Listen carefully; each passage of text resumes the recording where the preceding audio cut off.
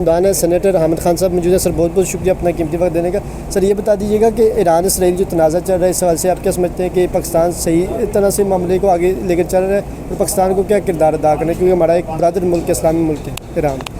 تک تو ٹھیک ہی چل رہا ہے پاکستان نے سپورٹ کی ہے، مورل سپورٹ بھی کی ہے ایران کی، اور کرنی چاہیے۔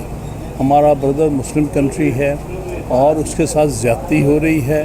امریکہ اور اسرائیل مل کر اس پر ظلم کھا رہے ہیں، اس پر حملہ کر رہے ہیں، وہاں رجیم چینج کرنے کی کوشش کر رہے ہیں۔ یہ ساری چیز جو ہیں بین الاقوامی قوانین کے خلاف ہیں، سوورینٹی کے خلاف ہیں۔ کوئی سی ملک کو یہ حق حاصل نہیں ہے کہ دوسرے ملک کی سوورینٹی وائلیٹ کرے۔ سر یہ بتا دیجیے گا کہ ہمیں کیا بطور مسلم ملک ہمیں کیا کرنا چاہیے ایران کے ساتھ، کس طرح ہمیں بات بننی اس کے ساتھ کھڑے ہونا چاہیے اور ان سب کی جس حد تک ہو سکے مدد بھی کرنی چاہیے۔ تو جو اس وقت بجٹ پیش کیا جا رہا ہے کیا سمجھتے ہیں کہ عوام دوست بجٹ ہے یا عوام دشمن بجٹ ہے؟ جو یہ بجٹ نہایت ہی افسوسناک بجٹ ہے، یہ عوام سے اس کا کوئی تعلق نہیں، یہ تو ایلیٹ کا بجٹ ہے، ان کو فائدہ پہنچانے کے لیے ہے، بزنس مینوں کو یا ان لوگوں کو جو پہلے ٹیکس ایویڈ کرتے ہیں ان کو فائدہ پہنچا رہے ہیں، اس میں عوام کو کوئی فائدہ نہیں۔ سر سرکاری ملازمین کی صرف 7% تنخواہ اور اپنی 100% تنخواہ کو کیسے دیکھتے ہیں بڑھا دی؟ ہم نے دیکھا کہ آپ لوگوں کے دور میں آپ کی جو وزراء تھے ان کی عمران خان صاحب کے دور میں تنخواہ میں کٹوتی ہوئی تھی، 20-50% کفایت شہری کی ایک مثال قائم کی، تو یہ تو الٹا ہی گنگا بہہ رہی ہے۔ بالکل یہی فرق ہے۔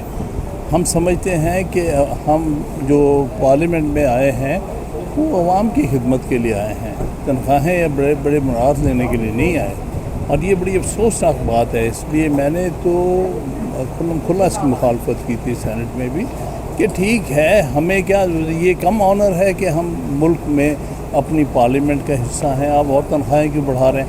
اور پھر انہوں نے تو حد ہی کر دی نا۔ چلیے وہ تنخواہ کی کوئی جسٹیفیکیشن ہو سکتی ہے آج کی مہنگائی کے حساب سے، بھئی 500 گنا 100% 700% بڑھانا، اور ان کی کارکردگی کیا ہے؟ یہ چیئرمین اور ڈپٹی چیئرمین بالکل صفر ہیں سینٹ کے، وہ تو اپنے قانون کو بھی پوری طرح نہیں سمجھ پا رہے، اور وہاں پر بڑی حد تک کاؤنٹ غلط کرتے ہیں ووٹوں کی۔ اسی طرح سے یہ جو اسپیکر بنا پھر رہا ہے اس نے تو میرے خیال میں مس کنڈکٹ کیا ہوا ہے، جب اس نے کہا تھا الیکشن کمیشن کو کہ تم سپریم کورٹ کی بات مت مانو، ہم کہہ رہے ہیں کہ اس پر عمل درآمد کرو، تو میرے نزدیک تو ان کی کارکردگی تو بڑی ہی منفی ہے۔ تو لاسٹ میں بتائیں کہ عمران خان صاحب نے طریق کو 2 ہفتوں کے موخر کے عالمی منظر نامے کو دیکھتے تو اس کو کیسے دیکھتے ہیں اس اقدام میں؟ دیکھیے یہ ان کا حب الوطنی ہے، ان کی ٹھیک ہے، بہت زیادتی اور ظلم انہوں نے اناؤنس کیا، لیکن بین الاقوامی صورتحال دیکھتے ہو، مسلمان جو مشکلات میں ہیں ان کو سامنے رکھتے ہوئے انہوں نے اس کو پوسٹ پون کر دیا۔ تھینک یو سر، بہت بہت شکریہ۔ اگر ہے کہ کیا مخصوص نشستیں آپ لوگوں کو ملنے جا رہی ہیں؟ پھر دیکھیے میں کہا کرتا ہوں کہ امید کا لفظ میں نے اپنی ڈکشنری سے نکال دیا ہوا ہے۔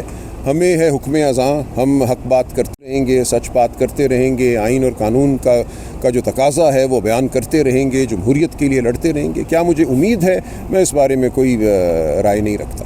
سر کیا لگتا ہے کہ کیا مخصوص نشستیں، کیونکہ باقی تمام جماعتوں کو تو تقسیم ہو چکی ہیں، تو جو آپ لوگوں کا پہلے جو فیصلہ سپریم کورٹ تھا اس پر عمل درآمد نہیں، اگر آپ لوگوں کے حق میں پھر آتے تو پھر اگر عمل درآمد نہیں ہوگا تو پی ٹی آئی کی حکمت عملی کیا ہوگی؟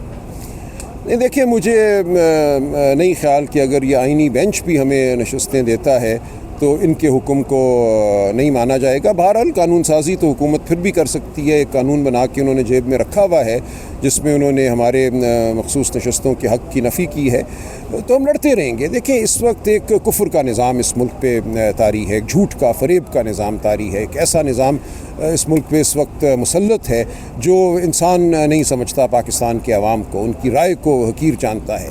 یہ ایک ایسا نظام ہے جس نے ایک ڈھکوسلا قائم کیا ہے کہ معاشی ترقی کے لیے جمہوریت کو ختم کرنا ضروری ہے، کہ ممالک کے ساتھ تعلقات کے لیے جمہوریت کو اس ملک میں ختم کرنا ضروری ہے۔ یہ لغو بیانیہ ہے، ہم اس بیانیے کے خلاف کھڑے ہیں، ہم جمہوریت کے لیے کھڑے ہیں، ہم لڑتے رہیں گے۔ یہ ایک مسلسل عمل ہے، یہ 78 سال سے اس ملک میں جنگ جاری ہے، اور اس سے بہت پہلے سے یہ انسانیت میں جنگ جاری ہے کہ انسان دوستی اور انسان دشمنی کے درمیان جو ایک تناؤ ہے، جو ایک محاذ ہے، وہ محاذ ہر جگہ قائم ہوتا ہے، ہر ملک میں، ہر معاشرے میں قائم ہوتا ہے۔ آپ نے صرف فیصلہ کرنا ہوتا ہے کہ اس محاذ میں آپ کہاں کھڑے ہیں، آپ انسان دوست کے ساتھ کھڑے ہیں یا جابر کے ساتھ کھڑے ہیں، تو یہ ایک آسان فیصلہ ہے ہمارے لیے۔ سر یہ بتا دیں کہ ایران اسرائیل معاملے پہ عمران خان صاحب نے طریق کو 2 ہفتوں کے لیے مؤخر کیا، اس اقدام کو کیسے دیتے ہیں خان صاحب؟ جی، خان صاحب ایک بالکل ایک گہری نظر رکھنے والے سیاستدان ہیں، وہ ایک ذمہ دار سیاستدان ہیں۔ اس وقت جو صورتحال اس خطے میں پیدا کی جا رہی ہے وہ انتہائی تشویشناک ہے، تو ہم نے اس صورتحال کو سمجھنا ہے اور اس سے نبرد آزما ہونا ہے۔ یہ موقع نہیں ہے کسی ایسے عمل کا جو حقائق کے پورے ادراک پر مبنی نہ ہو۔ سر حکومتی وزراء کی طرف سے بڑا غیر سنجیدگی اور خان صاحب پر براہ راست ٹرولنگ کی جا رہی ہے، اپنے سوشل میڈیا سے بھی چلایا جا رہا ہے کہ عمران خان صاحب اسرائیل کے خلاف کوئی بات نہیں کر رہے، کوئی ٹویٹ نہیں کر رہے۔ نہیں کیے، دیکھیں ہم نے بالکل واضح بیان دیا ہے کہ ہم اسرائیلی جارحیت کے خلاف کھڑے ہیں، ہم اپنے ایرانی بہن بھائیوں کے ساتھ کھڑے ہیں، ہم سمجھتے ہیں کہ پوری امہ کو متحد ہو کر ایران کا ساتھ دینا چاہیے، اس پہ کوئی ابہام نہیں ہے۔ تو سر جو وزراء غلط اسٹیٹمنٹ دے کر لوگوں کو ان کا جواب دے دیا جائے گا۔ دیکھیں ان کا جواب دے دیں گے، میں بھی دے دوں گا، ہمارے جو انفارمیشن کے لوگ ہیں وہ بھی دے دیں گے۔ کسی کی زبان کو آپ نہیں روک سکتے، پورا نظام ہی میں نے عرض کیا جھوٹ اور فریب پر مبنی